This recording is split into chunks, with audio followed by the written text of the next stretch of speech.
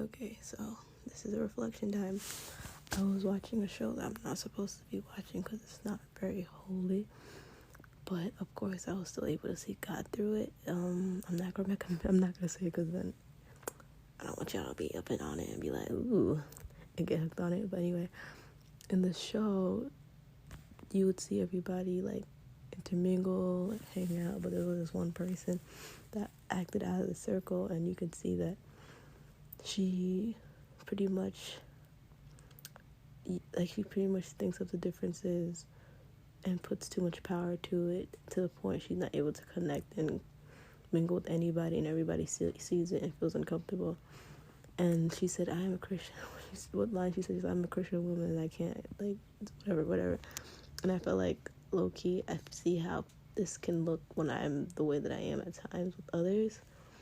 And I found it pretty, not annoying, but I could see how it could come off like rude or like disrespectful, because there are ways you could still engage with people without sinning, without like falling into their ways too.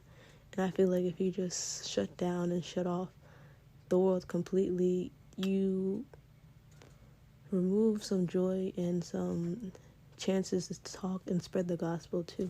Because she was in this place, you could say they're not ratchet, they're not ghetto, but they have a culture, and she's not with that culture, or she kind of sees that culture as like ghetto and stuff, so she doesn't want to involve herself in that. And in that, you could see how, like I said, her differences becomes a physical thing, because you see her separating herself from them, and it's like it's not even in that own space.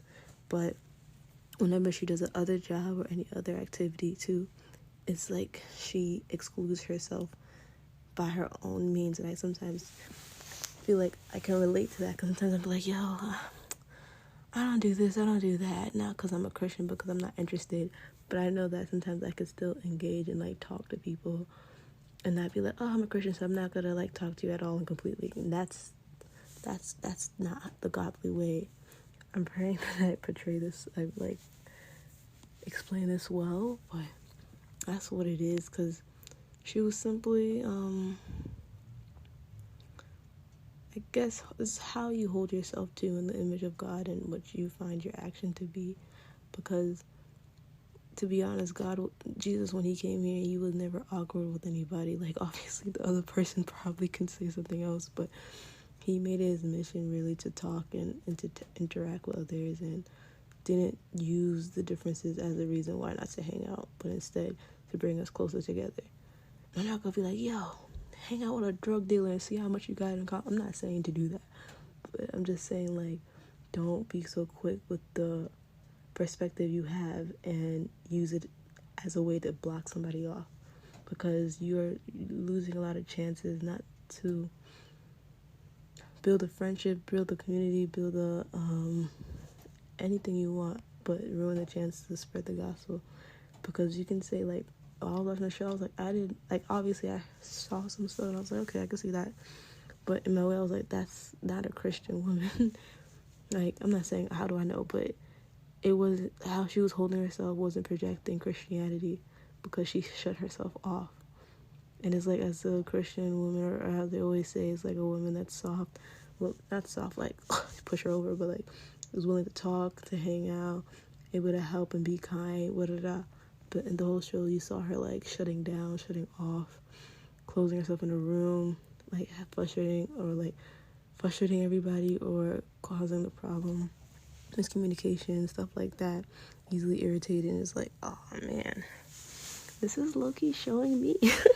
Not completely, but when I do have those moods, I see how it can look and portray. And I'm like, wow, God, thank you for showing me that. Because even though this is not a show I'm supposed to be watching, it helped me to see how I look towards other people. Because, like, for example, my cousins, they're like only, 25, 24, 23. I'm 20. And they're like, I'm not saying like my cousins are crazy, because they are also in their path too. They're mostly like parties and drinkings and all that, but and there are times I'm just like shutting them down, like, nah, I'm not doing that, but and I don't engage. But Other times it's like, I'm still talking to them, playing games with them, talking, ha ha ha. Because they're trying to include me, so who am I not to work it out and try my best to engage with them too? And that's where, for her situation, it got complicated because she wasn't trying to engage. She completely shut them off based on how they were acting and what they're doing. Because again, she saw the differences. I know I'm repeating myself, but I feel like this is something that we do so easily. Because it's like, oh, they're drinking. Okay, now I'm a Christian. I can't be hanging out with their drinking. It's like, I'm not saying go to a whole club and just have a blast or anything. I'm just saying you don't have to go to a club, but you can also hang out in the, like, I don't know, let me see how I'm saying this. Excuse me. You don't have to go to a party to know that you're not supposed to drink, twerk, and all that and stuff. But at the same time, if, say, your family threw a party or your friends threw a party, and in that there's some things you're gonna do, some things you're not gonna do, especially if you know like what's God's way and your way, and it should be the same thing. God's desires should also be your desires, you know. Usually that's what it is. What I'm trying to tell you is that you don't have to completely shut it down. For example, when you're invited to a party and you'd be like, oh, they're drinking over there, okay, I guess gotta shut it down. But like, you see the drinks there, you're obviously not gonna be like, oh my gosh, I wanna run away from home. I mean, I'm like that, but shh, we're not talking about me. When you see different activities like people smoking, people drinking, and it's like a family gathering, it's a friend gathering, whatever party it is, you shouldn't just sit there and pout and just, these people are evil, these people are, nah, they're all sinners, but they all go around hell. Like, that doesn't make you healthy, doesn't look healthy. And they're, like my pastor always says, you can be the only Bible they know, the only vision of or image of God they see, you know what I'm saying? So it's like, if you're looking like that, no one's going to want to come to you, which makes it worse, because when you're in your head thinking negative about other people, it spreads. And I don't know, but I guess the steps to being more open and not so closed off-ish is to understand that everybody is different and going through their own thing. Sin is sin, whether it's drinking, whether it's pedophilia, all that stuff. Sin is sin, and Jesus didn't just go about it with what you've done, but how we can change. Therefore, when you're talking to a friend, you're not gonna be like, oh yeah, you need to change this and that, but you walk it through with them, you talk to them, you hang out, because no one's gonna even I would not change if someone would come up straight to me.